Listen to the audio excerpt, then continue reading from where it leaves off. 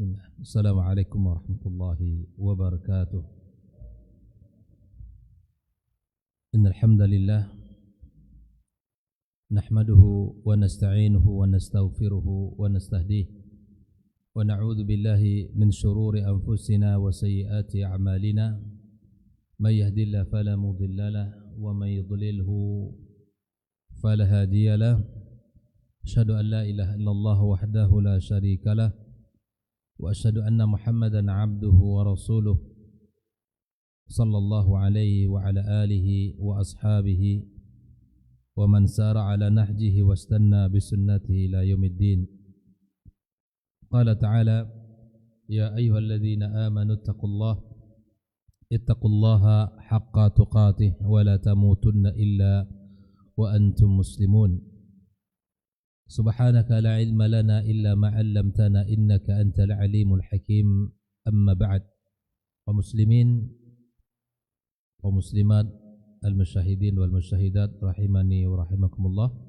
Alhamdulillah, kita bersyukur pada Allah Subhanahu wa taala atas segala nikmat dan karunia yang Allah limpahkan kepada kita. Salawat dan salam semoga senantiasa kita sampaikan untuk junjungan kita Nabi besar Muhammad sallallahu alaihi wasallam. Mudah-mudahan kita mendapatkan syafaatnya nanti pada hari kiamat kelak. Kembali kita membahas tentang Kitabul Adab. Pagi ini masih dalam bab al-birr wasilah, bab berbuat baik dan menjaga silaturahim. Hadis yang kita baca tentang berbakti kepada kedua orang tua kita, dan ternyata ridha mereka itu adalah mengundang ridha Allah Subhanahu wa taala. Di dalam bab dijelaskan ridha Allah fi ridha al-walidaini. Ridha Allah berada pada ridha orang tua kita. Wa an Abdullah ibn Amr ibn al-As radhiyallahu taala anhuma, dari sahabat Nabi yang mulia Abdullah ibn Amr ibn al-As, anin Nabi sallallahu alaihi wasallam qala, dari Nabi sallallahu alaihi wasallam dia bersabda, ridha Allah fi ridal walidaini. Ridha Allah berada pada ridha orang tua.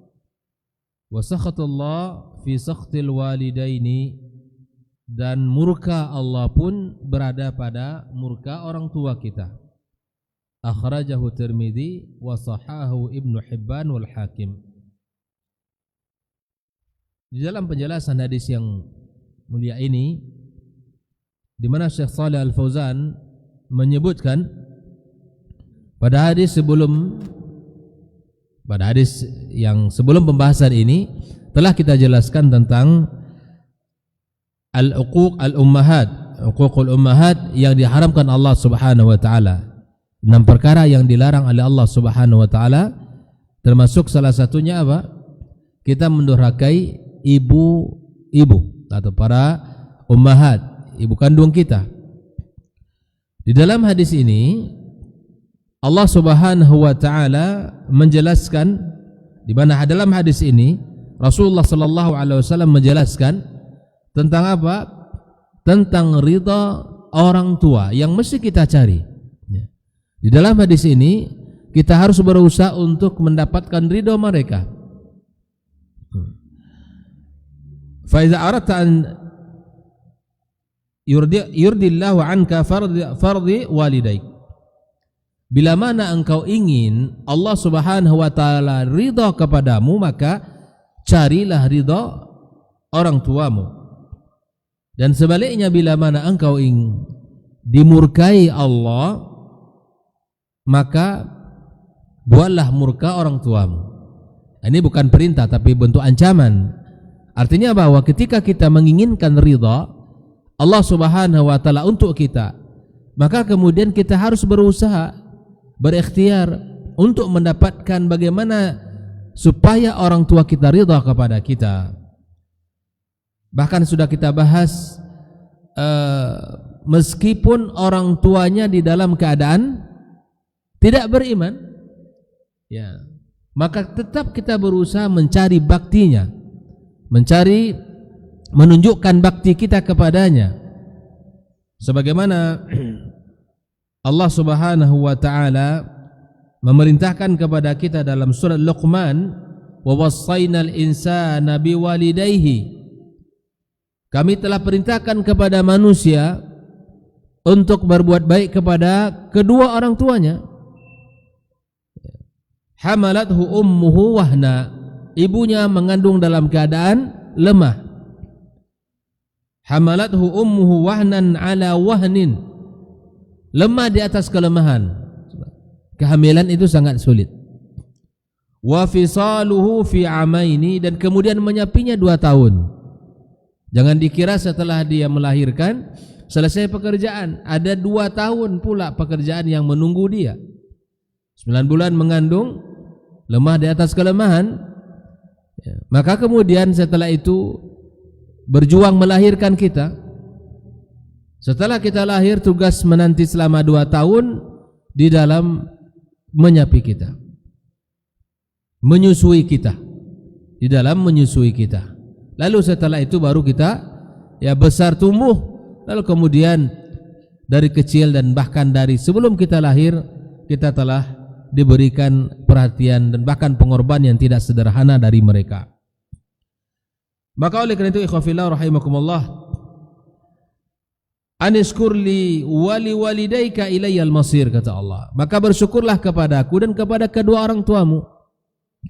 Bayangkan, bersyukurlah kepadaku dan kepada kedua orang tuamu, kata Allah Subhanahu wa taala. Lalu wa in jahadaka ala an tusyrika bima laysa laka bi'ilmun fala tuti'huma.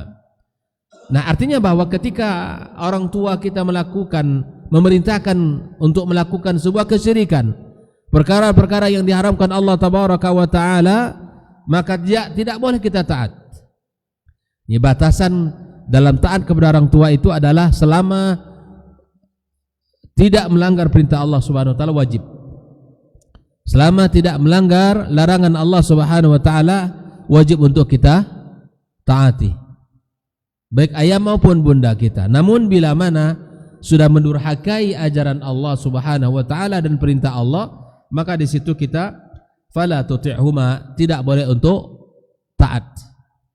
Wa sahibuhuma fid dunya ma'rufa, maka temani mereka, bergaulah dengan mereka, bersahabatlah dengan mereka dengan cara yang baik. Fal walidul kafir yusahib fid dunya ma'rufa, orang tua yang masih kafir tetap dia menunjukkan sikap yang baik, bergaul dengan cara yang baik. Meskipun kita menginginkan dia mendapatkan hidayah, jangan sampai dia belum mendapatkan hidayah kita berlaku kasar kepadanya. Kenapa demikian? Karena hidayah bukan di tangan kita. Pastilah kita yang merasakan Islam ini menginginkan bahwa orang tua kita ini beriman. Apa yang kita rasakan, kita ingin dia juga merasakan betapa nikmatnya beragama Islam, betapa nikmatnya kita beriman kepada Allah Subhanahu wa taala. Tapi jangan sampai ketika dia belum mendapatkan hidayah, kita berlaku kasar kepadanya. Ini pada posisi apa? Orang tuanya masih kafir. Bila mana orang tua kita sudah muslim, namun dia belum mengerti dengan Islam secara baik, atau dia belum mengerti sunnah Nabi ini seperti mana yang sudah kita fahami, kita ngaji, kita sudah memiliki pemahaman yang benar dalam sisi akidah dan semangat di dalam mengamalkan sunnah. Misalnya, dan ini sering terjadi, kita yang sudah mendapatkan hidayatus sunnah ini, yang sudah memahami bagaimana indahnya mengamalkan sunnah Nabi sallallahu alaihi wasallam ini, kita pengen orang tua kita juga mendapatkan apa yang kita dapatkan hari ini. Maka bila mana mereka belum mendapatkan hidayatus sunnah ini, mengamalkan sunnah Nabi sallallahu alaihi wasallam dalam hidupnya, maka jangan sampai kita berlaku kasar kepada mereka. Jangan sampai kita bersikap tidak baik kepada mereka. Jangan sampai. Justru kita tunjukkan akhlak kita. Justru kita harus membimbing mereka. Justru kita menasihati mereka. Justru kita berikan bakti lebih kita kepada mereka daripada saudara-saudara kita yang lainnya. Mudah-mudahan dengan demikian Allah Subhanahu wa taala berikan hidayah kepadanya, karena akhlak kita, dia menyukai apa yang kita pelajari ini, dan sering terjadi ya, dan itu waqi' dalam kehidupan sebagian ikhwah kita dapatkan. Artinya ketika apalagi mereka orang tuanya yang masih dalam gergelimang perkara bid'ah dan perbuatan-perbuatan yang melanggar aturan Allah Subhanahu wa taala, bersabarlah ya, menghadapi mereka seperti itu, dan kemudian berdoalah terus, jangan pernah berhenti berdoa. Bi ayyunfiq alaihi, maka cara bakti kita bagaimana? Satu, baik itu mereka yang orang tua yang dalam kondisi tidak beriman kepada Allah, atau orang tua yang sudah beriman kepada Allah Subhanahu wa taala. Bi ayyunfiq alaihi, memberikan sebagian harta kita kepadanya, ya, memberikan uang. Itu salah satu bentuk. Di awal bulan kita sudah terima gaji, atau di saat kita punya rezeki, ada sesuatu yang kita terima, kita kirim untuk orang tua kita, kita berikan uang kepada mereka sesuai dengan kemampuan dan kelapangan kita. Ini salah satu bentuk cara kita berbakti. Misalnya yang satu ini subhanallah perhatiannya tinggi, kita misalnya ya, kita kasih uang, kita tanya kabar berita orang tua kita, itu akan membuat hati orang tua kita sangat-sangat senang dengan kita. Nah, wa yuhsin ilaihi, berbuat ihsan, wa yubarru bihi, dan berbakti, berbuat baik dengan ucapan, dengan doa, dengan ihsan, mengunjunginya, mendatanginya, merawatnya ketika dia sakit. Walakin la yuti'u fi ma'siyatillah. Semua itu kita lakukan dalam rangka berbakti kita kepadanya, dalam rangka menundukkan diri kita kepada Allah, karena berbakti kepada orang tua adalah perintah Allah. Maka satu hal yang tidak boleh, la yu'tihi aw la yuti'uhu fi ma'siyatillah. Tidak boleh taat bila mana itu adalah melanggar aturan Allah Subhanahu wa taala. Qala Rasulullah SAW, la ta'ata li makhluqin fi ma'siyatil khaliq. Tidak boleh taat dan patuh kepada siapapun, bukan hanya kepada kedua orang tua. Ya, orang tua kita adalah orang yang mendapatkan posisi yang paling tinggi dalam hidup kita. Ya, setelah bakti kita kepada Allah dan Rasulnya, kepada kedua orang tua kita. Maka bila mana perintah mereka mendurhakai Allah, tidak boleh untuk kita patuhi dan kita ikuti. Akhrajal Bukhari wa Muslim dari hadis Ali bin Abi Talib dengan lafaz la ta'ata fi ma'siyatin innama ta'atu fil ma'ruf. Tidak ada ketaatan di dalam perkara maksiat, sesungguhnya ketaatan itu ada pada kebaikan.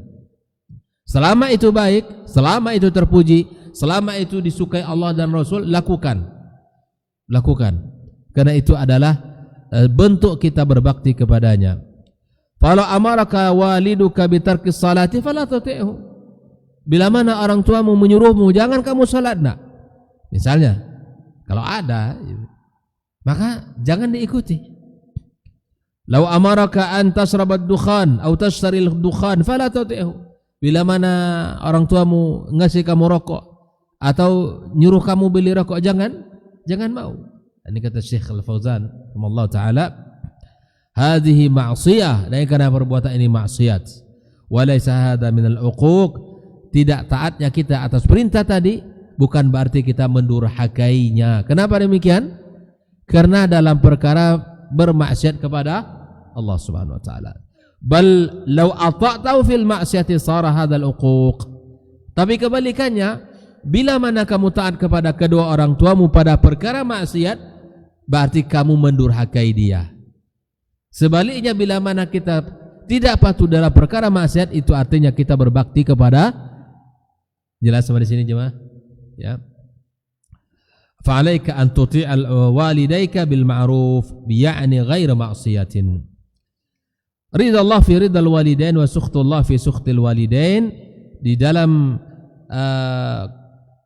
satu cerita yang disebutkan Nabi SAW, lamma ja'a rajulun yasta'zinu Nabi SAW fil jihad, ketika seorang sahabat datang ke Nabi meminta diizinkan berjihad bersamanya. Qala ahayyun walidak, Nabi lalu bertanya kepada laki-laki ini, apakah kedua orang tuamu masih hidup? Qala na'am. Qala fa fihima fajahid, maka baktimu pada mereka berdua atau jihadmu pada mereka berdua. Faraddahu ila walidai, Nabi SAW menyuruh dia kembali untuk tidak ikut bersamanya dan tapi kembali ke rumahnya. Wa ja'ala birrahu bihima minal jihad, kata Rasul. Jadikanlah berbakti kepada kedua orang tuamu adalah bentuk jihadmu fi sabilillah, fadalla ala annahu la budda min isti'zanil walidaini fil jannah. Walaupun jihad kita tahu ikhwatal kiram adalah amal yang tinggi, kedudukan yang mulia di sisi Allah Subhanahu wa taala, membela Islam amalan yang sangat tinggi dan mulia. Namun bila mana seorang ikut berjihad mesti mendapatkan izin dan ridha orang tua sekalipun. Bayangkan Pak, betapa tingginya kedudukan orang tua sampai Nabi SAW menyuruh kita untuk minta izin kepada mereka. Qalu hadha fil jihadil ladzi wa fardu kifayah la budda min isti'zanin alwalidaini. Yang jihad ini yang merupakan fardu kifayah, maka wajib kita wajib untuk minta izin. Amal jihadul ladzi wa fardu ainin fala yusta'zan walidain. Bila mana adalah wajib hukumnya, maka tidak boleh dan tidak perlu kita minta izin. Dan dalam hadis ini ada beberapa pelajaran yang bisa kita ambil. Yang pertama adalah ridha Allah mengundang ridha orang tua ini akan mengundang ridha Allah Subhanahu wa taala. Nah, yang pertama. Yang kedua adalah di antara yang bisa kita lakukan untuk mendapatkan ridha orang tua kita adalah berbuat ihsan kepadanya. Berbuat ihsan seperti apa? Memberikan uang, berkata-kata yang baik, kemudian kita berkunjung, merawat, meringankan bebannya, ya, menolong dalam skala sekecil apapun, dalam segala keadaan kita tolong orang tua kita. Kita berikan hadiah kepada mereka. Nah, ini di antara bentuk-bentuk ihsan yang bisa kita lakukan. Yang ketiga, yang terkira rahimakumullah, bahwa di dalam syariat bila mana terbentur antara hal yang wajib dan sunnah, misalnya kita ingin melakukan sesuatu dan hukumnya sunnah, dan panggilan orang tua kita adalah panggilan yang hukumnya wajib untuk kita penuhi, maka dahulukan panggilan orang tua kita. Kisah ini disebutkan oleh para ulama, diambilkan dari apa? Kisah seorang abid yang bernama, siapa yang tahu? Seorang abid yang ahli ibadah, ya, bahkan subhanallah, ketika dia salat ibunya memanggil dia, tetapi dia tetap beristihad untuk mendahulukan salatnya. Kisah siapa? Ingat, seorang abid ahli ibadah Pak, luar biasa ibadahnya, tidak ada tandingannya. Juraij, pernah dengar kisah Juraij? Ya, itu adalah bakti yang luar biasa yang ditunjukkan oleh dia, dan di samping itu dia juga beribadah kepada Allah Azza wa Jalla. Satu hari ibunya memanggil.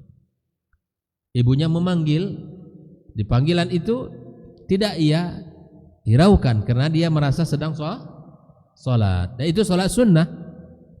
Salat sunnah. Kata dia dalam hatinya, ibuku atau salatku?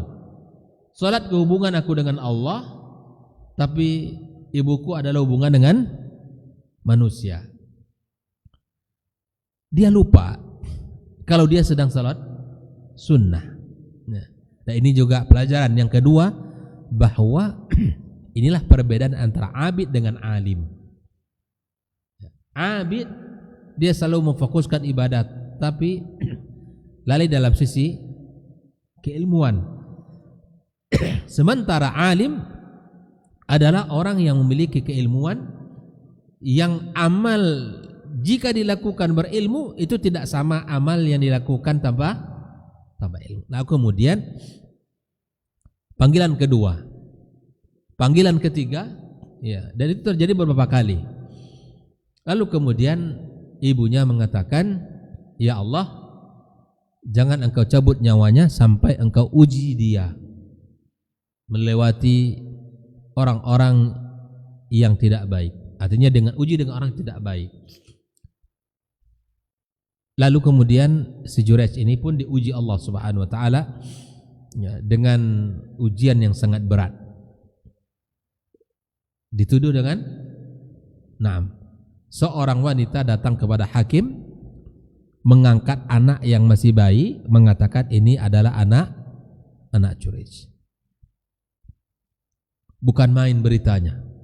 Semua orang kaget dan semua orang merasa tidak percaya dengan berita itu.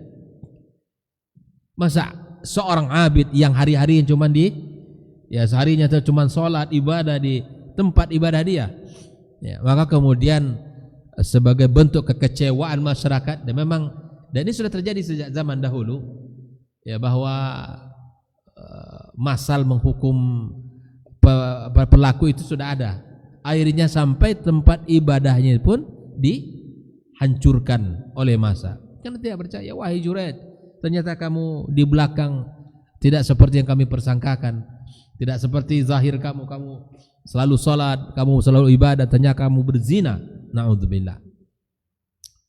Ternyata wanita ini putus asa.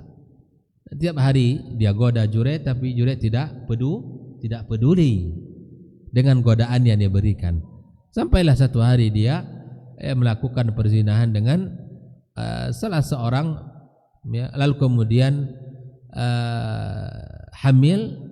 Lalu setelah dia melahirkan, dia bawa anak itu ke hakim, menuduh si Jurayj sebagai bapak. Akhirnya Jurayj dipanggil. Jurayj dipanggil, ya, melewati kaum wanita para pezina. Tapi Jurayj di dalam hatinya mengatakan, asabatni da'watu ummi. Ini adalah bentuk akibat buruk dari doa ibuku. Ini pelajaran yang keempat juga ini, ya. Makanya subhanallah, ketika Jurayj sampai di depan hakim lalu Jurayj minta izin, bertanya dan minta izin kepada hakim, wahai hakim, izinkan aku bertanya kepada si bayi ini. Allah Subhanahu wa taala menunjukkan kepada Jurayj dan kemudian si anak bayi ini bisa bicara. Jurayj mengatakan, siapa bapakmu?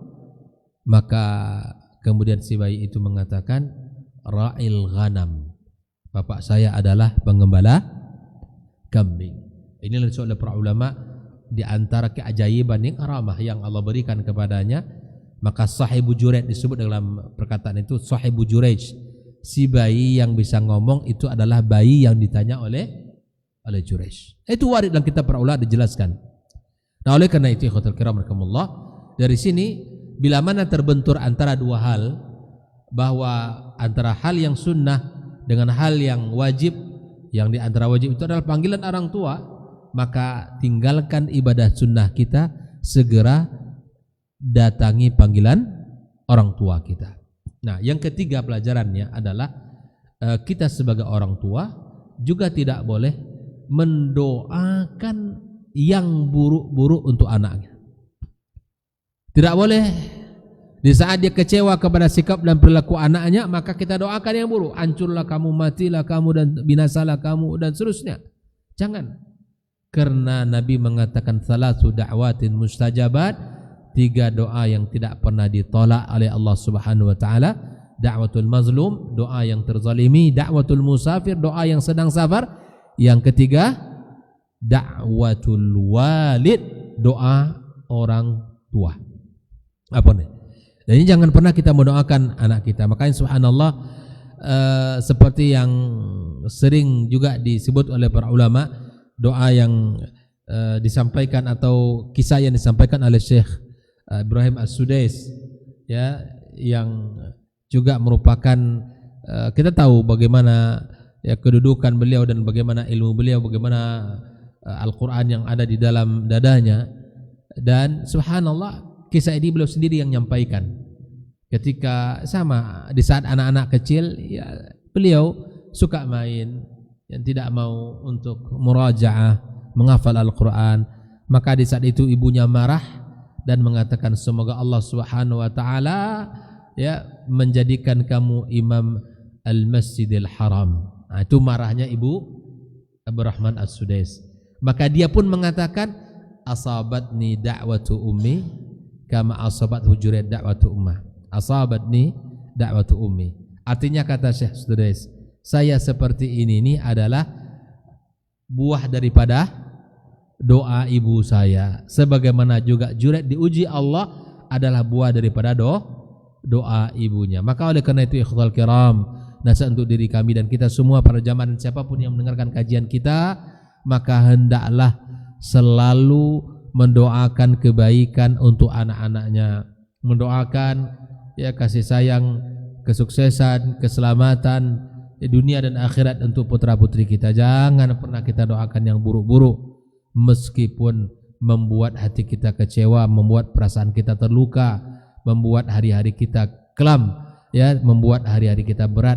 Tapi bersabarlah dan kemudian selalulah berucap ya hal yang baik untuk mereka.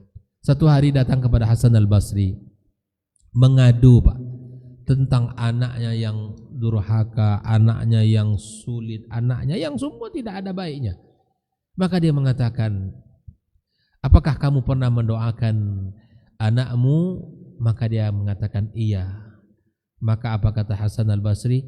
Kamulah yang merusak anakmu sendiri.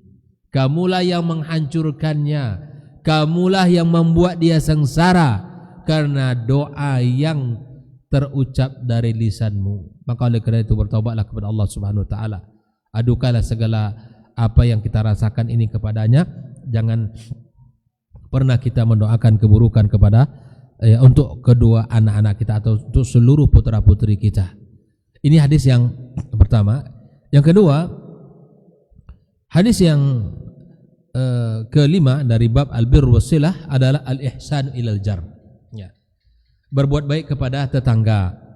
Dari Anas radhiyallahu taala dan Nabi sallallahu alaihi wasallam qala, dia berkata, wallazi nafsi biyadihi, demi jiwaku yang berada dalam genggamannya, ya, la yu'minu abdun, tidak beriman seorang mukmin, seorang hamba. Di sini tidak beriman bukan berarti tidak beriman. La yu'min di sini tidak sempurna keimanan seorang hamba, hatta yuhibba li jari, sampai dia mencintai tetangganya atau menyukai tetangganya, au qala li akhihi ma yuhibbu li nafsi. Tidak beriman, dalam riwayat yang lain, tidak beriman seorang hamba atau seorang diri, seorang mukmin sampai dia mencintai saudaranya seperti mana dia mencintai dirinya. Hadisun muttafaqun alaih.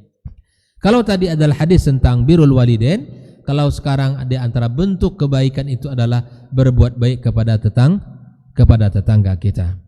Berkata Syekh Shalih Al-Fauzan, al-jaru lahu huquq. Tetangga itu pun ada hak-hak yang mesti kita tunaikan. Di antara 10 hukuk, 10 hak yang Allah sebutkan dalam surah An-Nisa, salah satunya adalah tetangga. Wa'budullaha wa la tusyriku bihi syai'a. Sembahlah Allah dan jangan engkau syirikkan dia dengan satu apapun. Wa bil walidaini ihsana, terhadap orang tua hendaklah berbuat baik. Wa dzil qurba, wa bidzil qurba, kepada karib kerabat, wal yatama wal masakin, ya, wal jari dzil qurba wal jaril junub, tetangga yang ada hubungan karib kerabat dan tetangga jauh. Ikhwafillah, di dalam Islam, ya, tetangga ada beberapa hak ditinjau dari 3 sisi. Bila mana tetangga itu adalah seorang muslim, dan kemudian dia saudaranya, maka haknya ada berapa kemarin? Ada 3 ya. Masih ingat yang pertama? Tetangga itu muslim dan tetangga itu saudara kita. Ada 3 hak. Yang pertama, hak sebagai yang kedua, hak sebagai kerabat. Yang ketiga, hak sebagai dia tetangga. Kalau dia tetangga kita muslim dan dia tidak kerabat kita, maka haknya ada 2. Hak sebagai muslim, hak sebagai tetangga. Bila mana tetangga kita itu orang kafir, maka haknya cuman 1, adalah hak sebagai tetangga. Bagaimana Islam memberikan ya, ini orang-orang yang mengatakan Islam itu adalah agama yang tidak toleran, ini salah besar. Bagaimana seorang muslim dibimbing di dalam Islam ini untuk berbuat baik kepada tetangganya. Nah, ikhwafillah rahimakumullah. Di sini Nabi SAW menyebutkan tidak sempurna imannya. Iman siapa? Iman kita. Iman orang beriman tidak sempurna kapan? Ketika dia tidak mencintai tetangganya atau tidak menginginkan kebaikan tetangganya seperti mana dia inginkan kebaikan untuk dirinya. Artinya apa, ikhwatal kiram?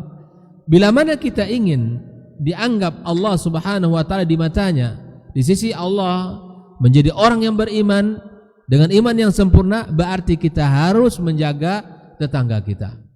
Harus menjaga hak-hak tetangga kita dan kita tunaikan hak mereka.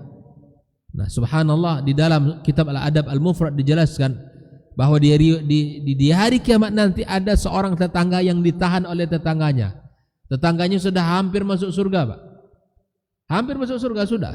Ditahan oleh tetangganya, ya Arab, saya tidak ridho dia masuk surga. Dulu dia tetangga saya di dunia, tapi saya tidak pernah mendapatkan hak tetangga dari dia. Hati-hati, Pak. Maka dalam Islam pun kita agar selamat di dalam bertetangga ini, agar selamat dalam menjalankan syariat ini, maka kemudian apa kata para ulama kita? Sebuah kaidah yang mesti kita renungi dan kita aplikasikan dalam hidup kita. Apa kata para ulama? Al-jaru qabla dar. Ya, pilih-pilihlah tetangga sebelum kamu menentukan tempat tinggal rumahmu. Ya. Baik itu kita beli tanah untuk kita bangun secara permanen atau kita misalnya mengontrak rumah, sama saja.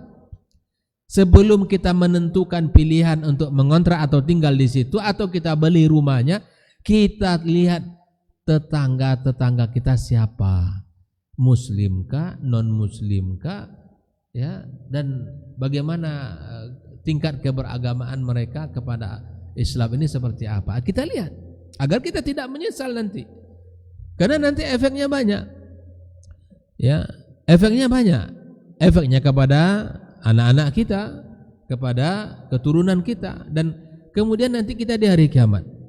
Maka oleh karena itu kita harus pilih-pilih tetangga agar kita lebih mudah melakukan ibadah, agar kita lebih mudah untuk bisa melakukan ketaatan kepada Allah Subhanahu wa taala. Khususnya anak-anak kita. Anak-anak kita kan bermain dengan anak dia, ya Pak, ya. Bisa jadi bahkan main di rumahnya. Kalau nanti di rumahnya makan, ya kan? Bisa jadi dihidangkan karena mungkin merasa dia tetangganya, anak tetangganya dikasih makanan. Takut yang diberi makan itu barang yang tidak halal. Sayangkan. Kita berhati-hati di rumah memberikan barang yang halal, main dia ke rumah tetangganya ternyata barang dari barang yang waliyatubillah, musibah bagi kita, Pak. Maka perhatikanlah tetangga sebelum kita menentukan rumah kita.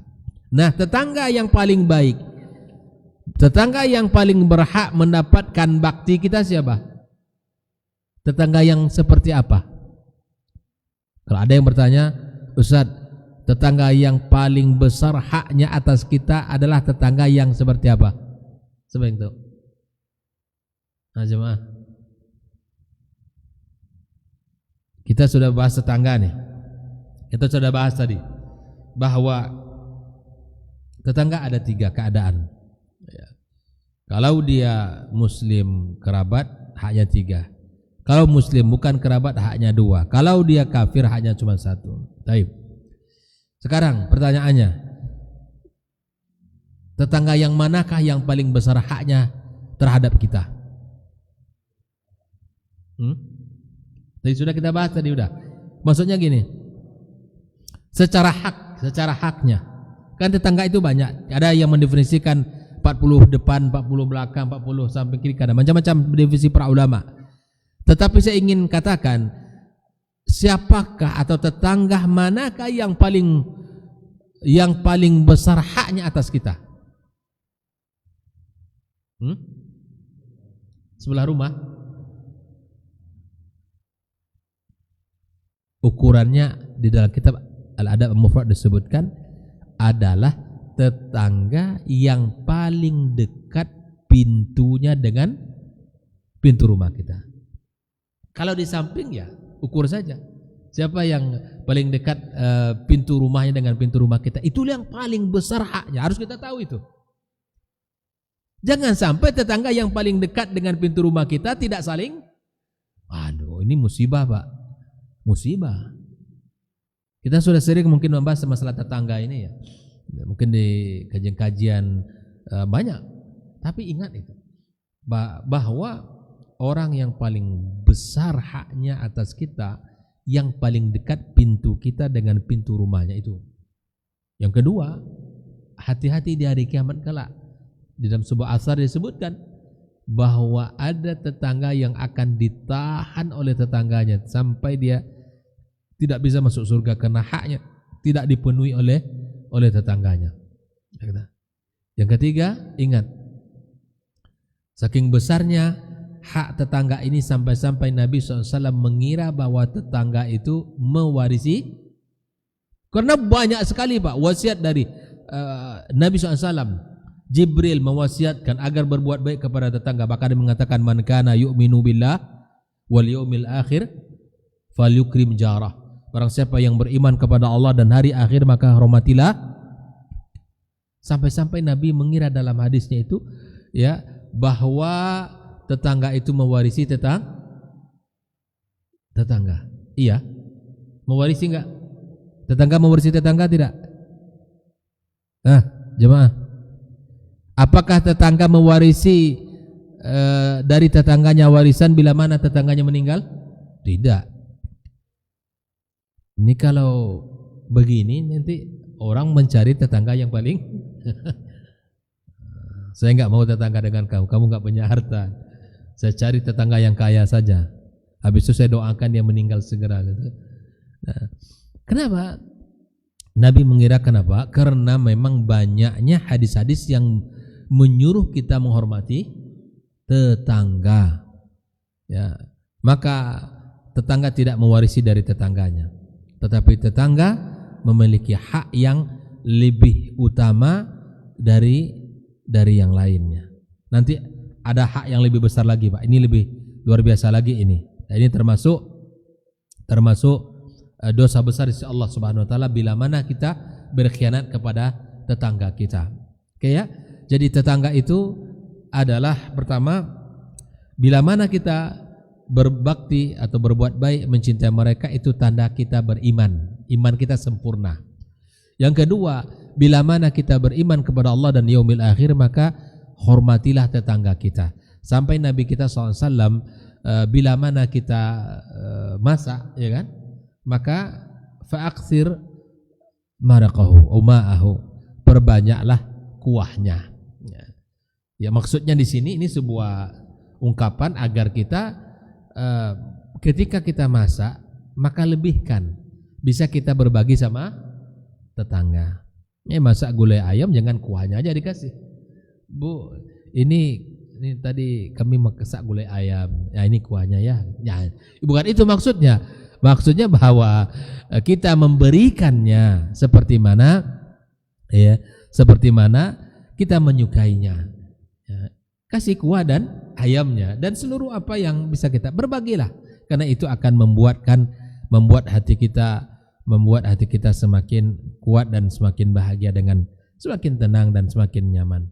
Makanya ketika kita dapat musibah kan orang yang pertama menolong kita siapa? Ya tetangga kita. Bagaimana kalau tidak berbuat baik dengan tetangga? Saya nggak habis pikir itu. Karena memang ada orang, Mbak, subhanallah, dengan tetangga nggak saling kenal, nggak saling tegur, nggak ada simpati, nggak ada saling menjenguk. Walaupun Pak ya misalnya tetangga kita ini memang misalnya belum ngaji atau pernah mungkin saya ceritakan di sini dulu ya atau di tempat lain. Saya dulu punya tetangga, Pak.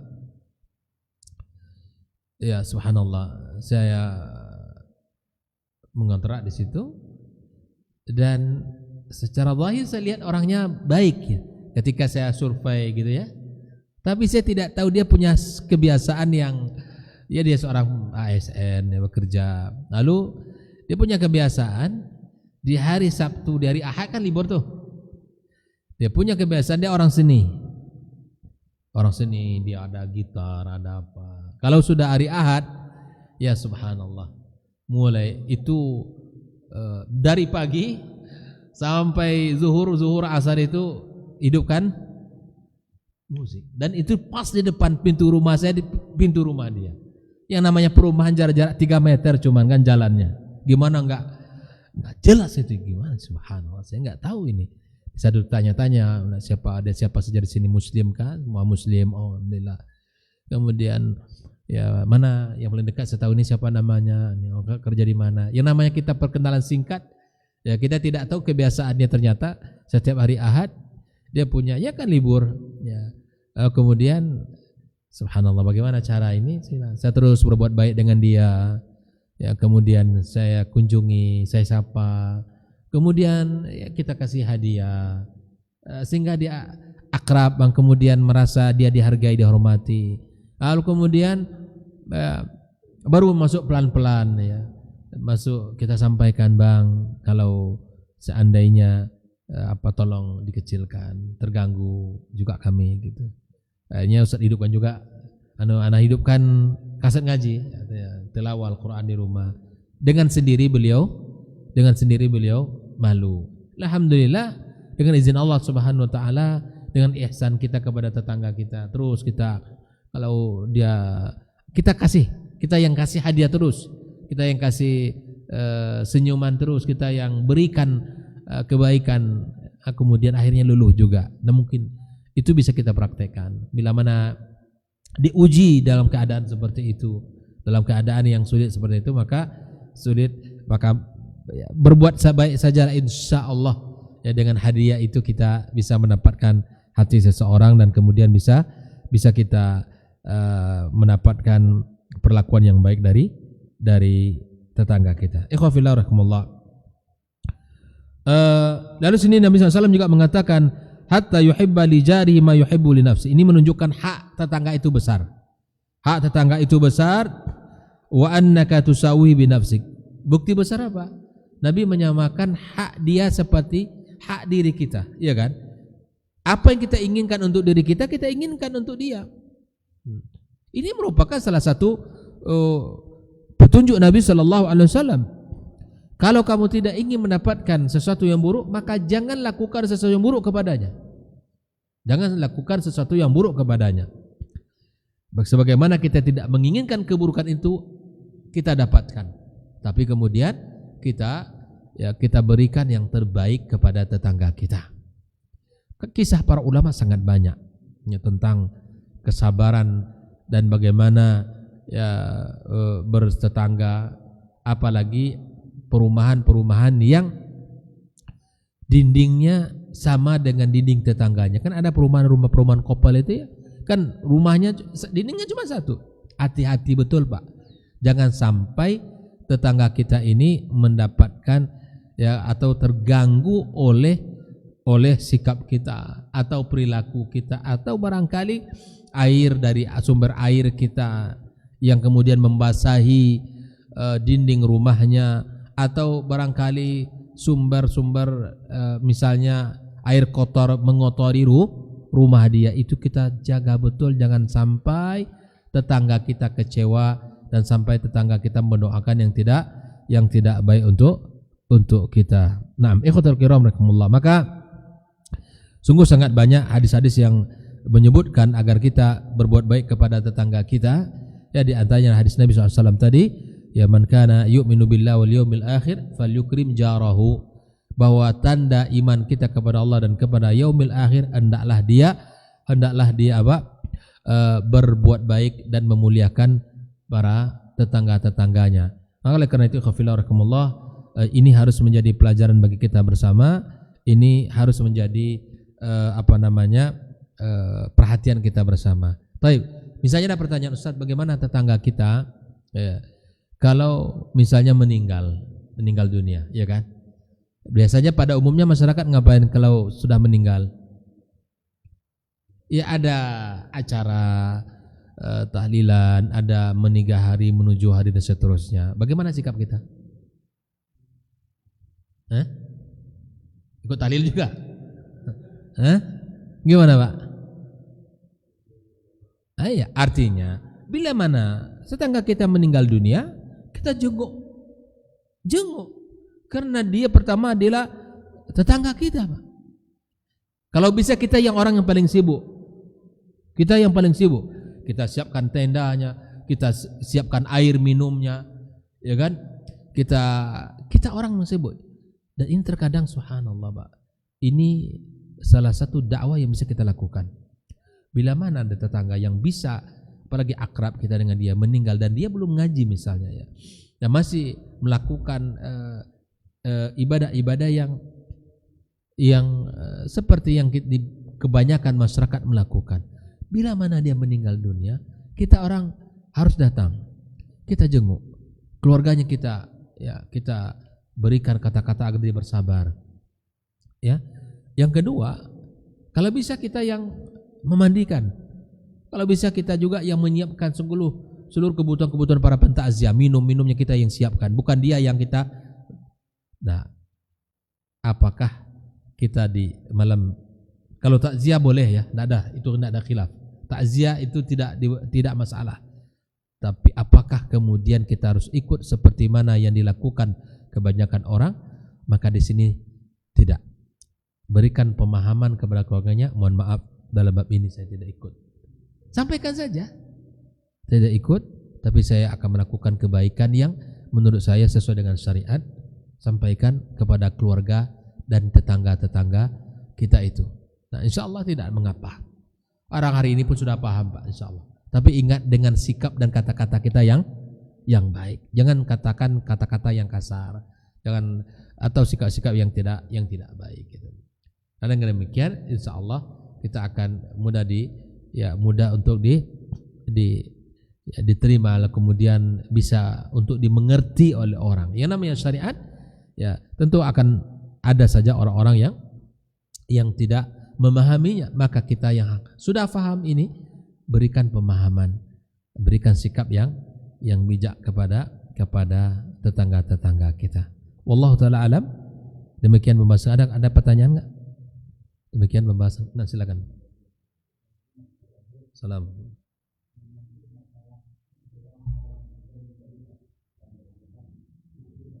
Mazlum. Ya.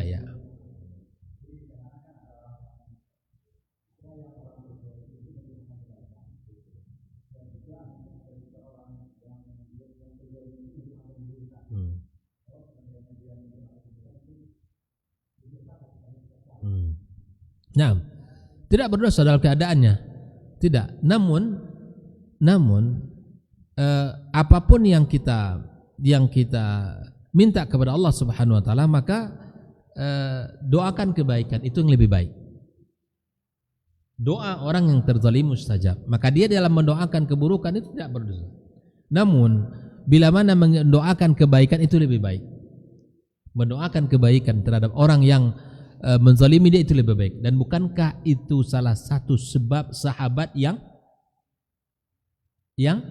dijamin masuk surga oleh Allah Subhanahu Wa Taala? Kisah sahabat, 3 hari Nabi mengatakan dakhala alaikum rajulun min ahli jannah. Ketika Nabi bermajlis dengan para sahabat-sahabatnya, masuk seorang laki-laki, orang yang tidak dikenal orang, biasa penampilannya, membawa sendal. Hari kedua, hari ketiga orang yang sama Nabi mengatakan demikian.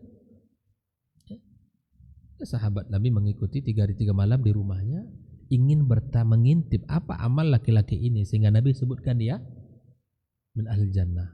Lalu 3 hari 3 malam lewat, tidak ada amal istimewa, tidak ada yang dilihat oleh dia yang berbeda dari ibadah-ibadah yang pada pulang isya dia balik ke rumah bersama-sama, istirahat, bangun menjelang subuh, pergi ke masjid, sudah itu saja. Setelah 3 hari lalu kemudian ditanyalah, sebenarnya saya ingin tahu apa rahasia dari amalanmu. Kata dia, tidak ada yang istimewa. Hampir sahabat itu pergi dan kemudian dia teringat satu hal. Barangkali kata dia begini, seandainya ketika malam itu tiba di saat saya menjelang tidur saya, maka saya berkata kepada Allah Subhanahu wa taala, memohon kepadanya, ya Allah, ya kan, aku telah maafkan orang-orang yang telah menzalimiku, dan aku minta maaf kepada Allah Azza wa Jalla atas dosa-dosaku. Memberikan maaf itu berat apa ringan? Saya ingin tanya, berat apa ringan? Oh, berat, Pak.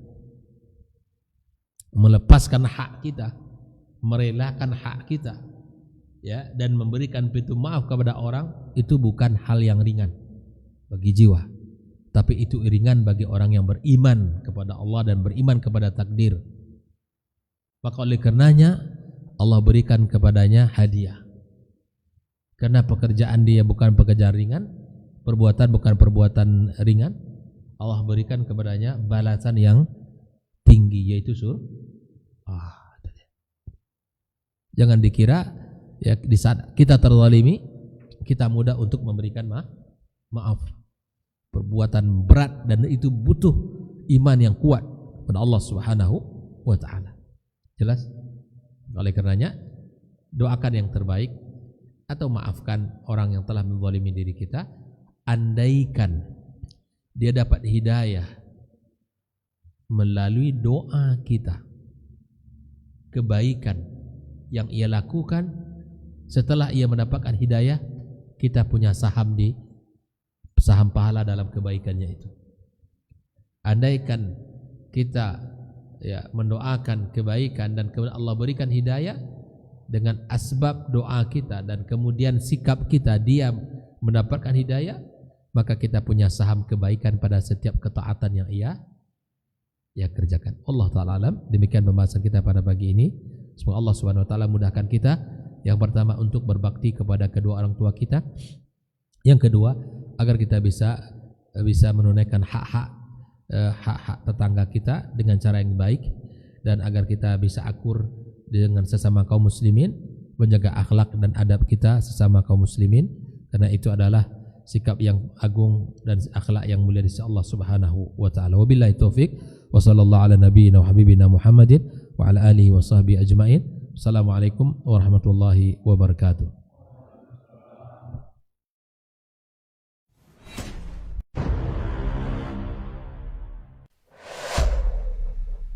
Dunia dan seisinya ini bagi Allah tak sama nilainya dengan sebelah sayap lalat. Barang siapa yang beramal untuk akhiratnya, Allah akan cukupkan baginya urusan dunia.